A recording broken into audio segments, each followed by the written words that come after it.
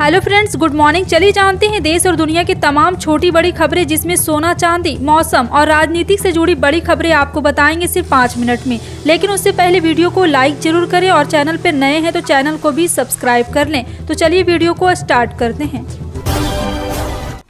अमित शाह के कोलकाता आगमन पर तृणमूल कांग्रेस सुकांत मजूमदार के खिलाफ विरोध प्रदर्शन करेगी। तृणमूल कांग्रेस ने अपने एक्स हैंडल पर लिखा, बंगाल में बीजेपी नेताओं का नियमित आगमन शुरू हो गया है। अमित शाह की यात्रा सुकांत मजूमदार द्वारा स्वामी विवेकानंद का सार्वजनिक अपमान करने के बाद उसके डैमेज कंट्रोल की एक निरर्थक कवायद के अलावा और कुछ नहीं है।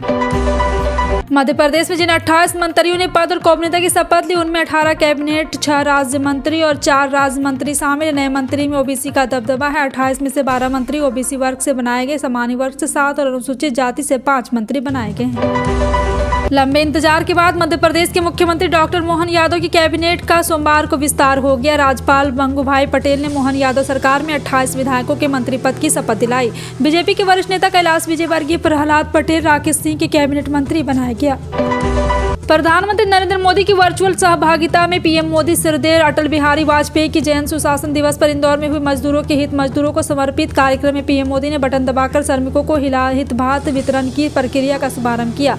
मुख्यमंत्री डॉक्टर मोहन यादव ने पीएम मोदी का अभिवादन किया और हुकुमचंद मिल के मजदूरों को वितरित होने वाले हित लाभ का चेक श्रमिक यूनियन के प्रतिनिधियों और विकलेंडरों को सौंपा। शाहरुख खान की फिल्म पठान और जवान के रिलीज होने के बाद फैंस को डंकी से भी बहुत उम्मीदें थी, लेकिन ओपनिंग डे पर यह फिल्म कुछ खास कमाल नहीं दिखा पाई। हालांकि पहले संडे को फिल्म की कमाई भारी उछाल आया। अब इसका बॉक्स ऑफिस कलेक्शन 100 करोड़ पहुंच गया है। खैर, इन सब हिसाब किताब के बीच एसआरके ने अपने फैंस को अपनी झलक दिखाई, जैसे वो अपने जन्मदिन पर मन्नत के बाहर आते हैं और फैंस से मिलते हैं। इस बार वो राजकुमार हिरानी की फिल्म रिलीज होने के बाद पहली बार इस तरह के फैंस के सामने आए। मध्य प्रदेश में सोमवार को डॉक्टर मोहन यादव मंत्रिमंडल का विस्तार हुआ। मुख्यमंत्री और 2 डिप्टी सीएम के साथ राज्य मंत्रियों की संख्या 31 हो गई। मंत्रिमंडल विस्तार में बीजेपी ने लाडली बहनों का ख्याल रखा। मोहन यादव के मंत्रिमंडल में 5 महिला विधायक को जगह मिली है। आपको बता दें, आदिवासी समुदाय की संपत्तियां उइके और निर्मला भूरिया को कैबिनेट और ओबीसी नेता कृष्णा गौर को राज्य मंत्री बनाया गया है। कृष्णा गौर पूर्व मुख्यमंत्री बाबूलाल गौर के पुत्रवधू है। इसके अलावा राधा सिंह और प्रतिमा बागरी को राज्य मंत्री बनाया गया है।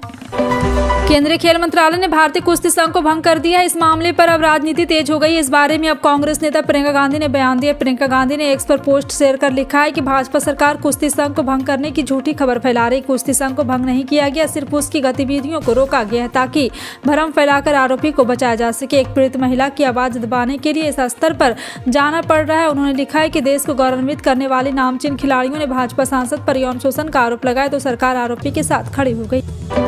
मध्य प्रदेश लोक सेवा आयोग ने लाइब्रेरियन परीक्षा तिथि 2022 जारी कर दी। एग्जाम डेट को आधिकारिक वेबसाइट पर जारी किया गया। परीक्षा में शामिल होने वाले उम्मीदवार आधिकारिक वेबसाइट mppsc.mp.gov.in पर विस्तृत कार्यक्रम को देख सकते हैं।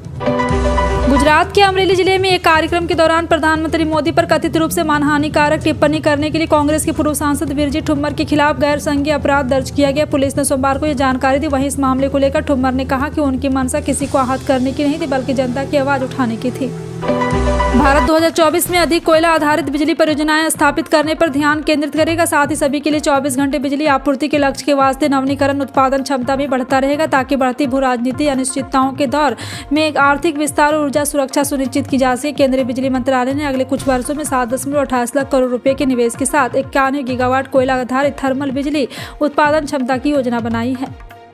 हर साल 25 दिसंबर को दुनिया भर में क्रिसमस का त्यौहार मनाया जाता है। भारत में भी इस त्यौहार को उतने ही हर्ष के साथ मनाया जाता है। प्रधानमंत्री मोदी ने इस अवसर पर अपने आवास पर क्रिसमस कार्यक्रम का आयोजन किया। इस कार्यक्रम में पीएम मोदी ने अपने संबोधन में कहा कि हम सबका साथ सबका विकास के मंत्र पर विश्वास करते हैं। उन्होंने कहा है कि हम ये सुनिश्चित कर रहे हैं कि विकास का फायदा हर किसी तक पहुंचे और इससे कोई भी अछूता ना रहे। नए साल से पहले बिहार और कर्नाटक को बड़ी सौगात मिलने जा रही। दरअसल पीएम मोदी 30 दिसंबर को एक साथ 2 अमृत भारत एक्सप्रेस ट्रेनों को हरी झंडी दिखाएगी। पहली अमृत भारत एक्सप्रेस ट्रेन अयोध्या से होते हुए दिल्ली से दरभंगा जाएगी। वहीं दूसरी अमृत भारत एक्सप्रेस ट्रेन मालदा से बेंगलुरु जाएगी। बता दें कि कुछ दिन पहले ही बिहार को वंदे भारत एक्सप्रेस की सौगात मिली थी। संसद शीतकालीन सत्र के दौरान सदन ने 146 विपक्षी सांसद निलंबित कर दिए गए थे। इसके बाद उन्होंने सदन के बाहर रोज विरोध प्रदर्शन किया। यह सिलसिला सदन के अनिश्चितकालीन समय तक के लिए स्थगित होने तक चला। सदन गुरुवार 21 दिसंबर को स्थगित हो गई। इसके बाद राज्यसभा के सभापति जगदीप धनखड़ ने राज्यसभा में नेता प्रतिपक्ष मल्लिकार्जुन खड़गे को एक चिट्ठी लिखी। इसमें उन्होंने कहा कि कई बात लिखी गई है। देश की प्रमुख नवीकरणीय ऊर्जा मंत्री अदानी ग्रीन एनर्जी के 1799 मेगावाट सौर ऊर्जा की आपूर्ति के लिए solar energy corporation of India के साथ बिजली खरीद समझौते पर हस्ताक्षर किए। अदानी ग्रीन एनर्जी ने सोमवार को एक बयान में कहा कि इस पीपीए पर हस्ताक्षर के साथ कंपनी ने 8000 मेगावाट के विनिर्माण समझौता पर पूरा कर लिया है। कंपनी को जून 2020 में सेकी से ये अनुबंध मिला था। केंद्रीय कर्मचारियों के लिए जरूरी खबर है। केंद्रीय कर्मचारी और पेंशनर 7वें वेतन आयोग के बाद 8वां वेतन आयोग लागू करने की मांग को लेकर काफी समय से प्रदर्शन कर रहे हैं। अब इसको लेकर चर्चा तेज हो गई। क्या नए साल में केंद्रीय कर्मचारियों को पे कमीशन से जुड़ी खुशखबरी मिल सकती है? यह चर्चा इसलिए तेज हो गई क्योंकि देश में नए साल में लोकसभा चुनाव होने वाले। कर्मचारी संगठन ये उम्मीद कर रहे हैं कि सरकार इससे पहले 8वें वेतन आयोग के गठन का ऐलान कर सकती है, लेकिन इसको लेकर सरकार ने पहले ही अपना रुख साफ कर दिया है। पूर्व प्रधानमंत्री अटल बिहारी वाजपेयी के जन्मदिन को भाजपा ने सेवा सुशासन दिवस के रूप में मनाया। इसके लिए हर राज्य में, जिला में से लेकर मंडल बूथ स्तर तक सेवा कार्यक्रम आयोजन किए गए। इस कार्यक्रम में भाजपा नेताओं ने पीएम मोदी की सरकार के द्वारा किए जा रहे कार्यों के लागू को जानकारी दी और यह बताने का प्रयास किया कि किस तरह मोदी सरकारी कार्यों के द्वारा उस लक्ष्य को हासिल करने का प्रयास किया जा रहा जिसका अपना पूर्व प्रधानमंत्री अटल बिहारी वाजपेयी ने देखा था। अजित पवार ने कहा कि 2024 में मोदी ही प्रधानमंत्री बनेंगे, उनका विकल्प नहीं, एक दो नहीं, कई बातों पर आधार ऐसा कह रहा है। महाराष्ट्र के डिप्टी सीएम अजित पवार ने कहा कि 2024 में प्रधानमंत्री मोदी ही प्रधानमंत्री बनेंगे, देश में उनका कोई विकल्प नहीं।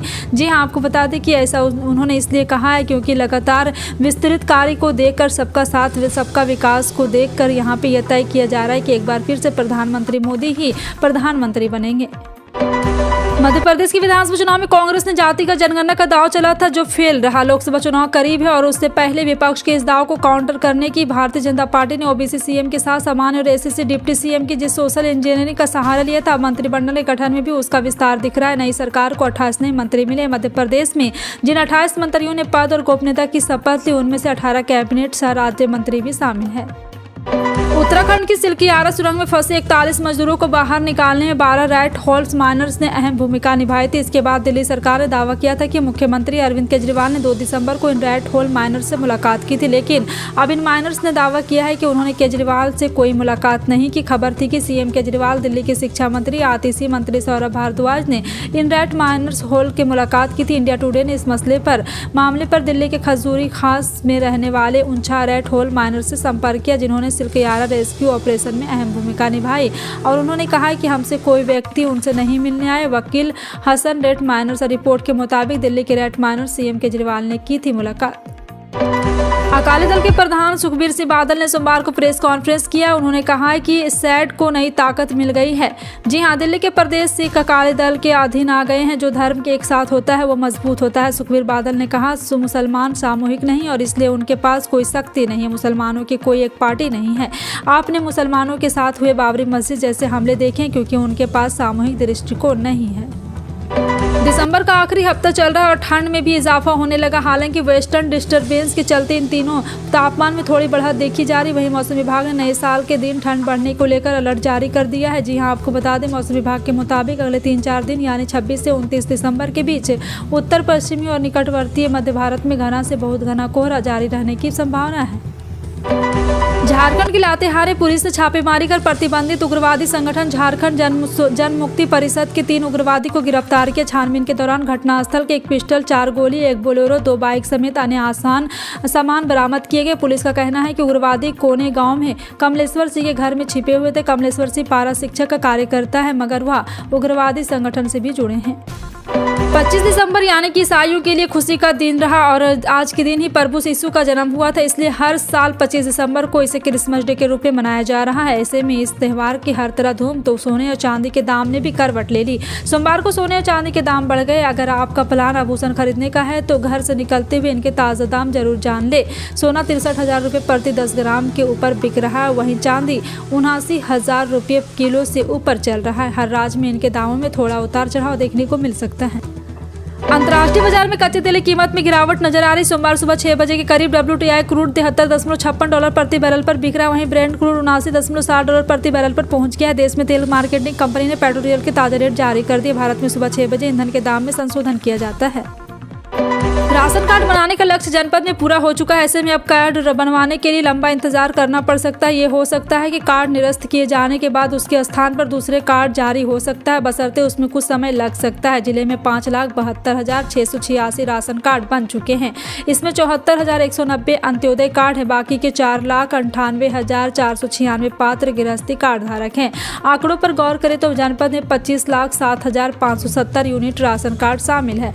और यहाँ पूर्ति विभाग के अनुसार जिले में राशन कार्ड बनाने का लक्ष्य जनसंख्या के हिसाब से तय होता है। यहाँ 79% राशन कार्ड बनवाने के लिए, लेकिन यहाँ पूरा हो चुका है। ऐसे में अब कार्ड बनवाने के बाद रोक लग सकती है। अब इसमें अपात्रों के कार्ड काट कर अपात्र पात्रों के शामिल किया जा सकता है।